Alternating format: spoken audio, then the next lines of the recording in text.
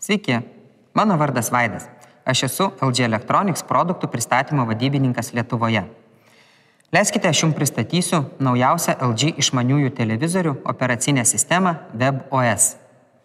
Mums yra žinoma, kad šiuo metu parduota daugiau nei 100 milijonų vienetų išmaniųjų televizorių. Tačiau apklausos rodo, kad 53% naudotojų niekada nebuvo jo prijungę prie interneto. Dar daugiau, 75% mano, kad išmanųjį televizorių yra sudėtinga valdyti. Na ir štai pasirodo LG su savo sprendimu, kaip padaryti išmanųjį televizorių lengvą ir vėl. LG sukūrė WebOS išmanėją platformą, kurios dėka valdyti televizorių paprasta ir patogu. Leiskite parodysiu, kaip tai veikia. Kad išvengti klaidų konfigūruojant išmanėją TV dalį, specialus gidas BeanBird padės jums pereiti šį nustatymų procesą greičiau ir daug paprasčiau. Ar pastebėjote, kad kiti televizoriai gali atlikti tik vieną užduotį tuo pačiu metu?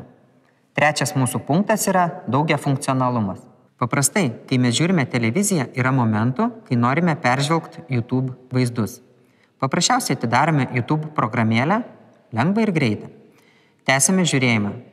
Bet jei mes norime grįžti atgal ir peržiūrėti TV transliaciją, mes nenorime praleisti nieko iš YouTube įrašo.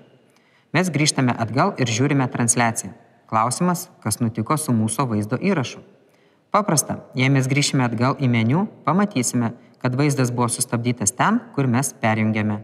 Jūs nepraleisite nė sekundės.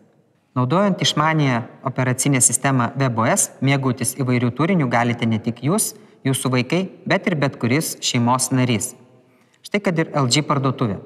Lietuviškos programėlės, žaidimai, aplikacijos. Visa tai, kas jums neleis nuobodžiauti sėdint prie televizoriaus. Na, viena iš jų dažniausiai naudojama Megogo aplikacija.